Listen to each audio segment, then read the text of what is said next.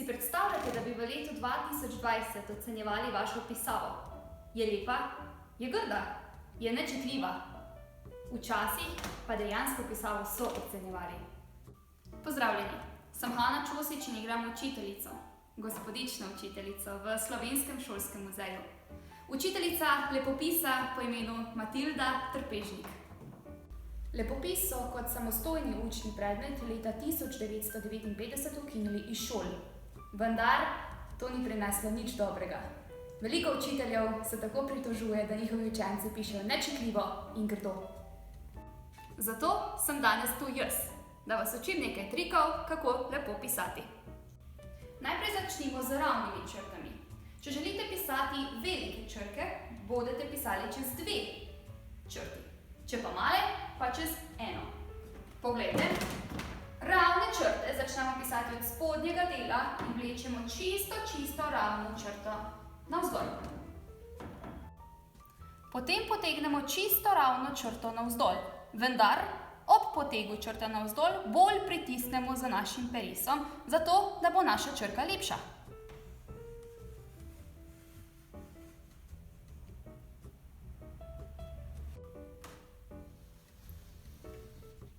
To vajo sami večkrat doma ponovite, da boste osnove obvladali.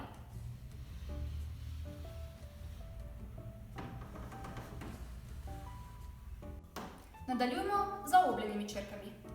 Začnemo pisati zopet pri spodnji črti in vlečemo vijugico navzgor do zgornje črte in potegnemo nazaj.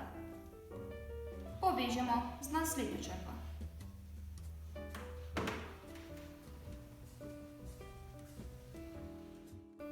Zdaj pa povežimo ravne in zaobljene črke skupaj. Začnemo spodaj, vlečemo poševno črto navzgor, potem malo močneje pritisnemo za spodnjo črto in potem povežemo z zaobljeno črko.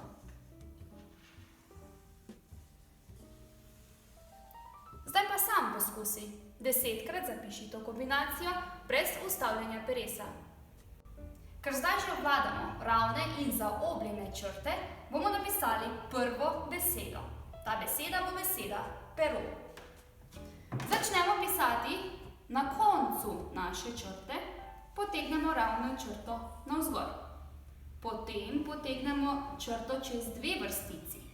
Čeprav pišemo male črke čez eno vrstico, je P ena izmed tistih črk, ki sega čez dve vrstici.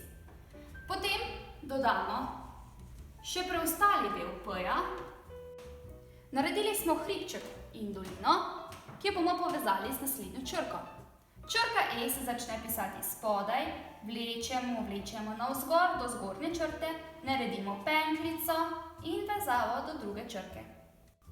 Črka R je malo težja črka, zato le dobro si poglejte, kako jo bom zapisala. Začnemo spodaj, da jo povežemo s črko E in naredimo zopet hribček. Hribčku dodamo od sredine ravno črto navzgor. Nikar ne pogibajte te črtice, čisto ravna mora biti. Dodamo še dolinico. Še zadnjo črko pa smo zmagali.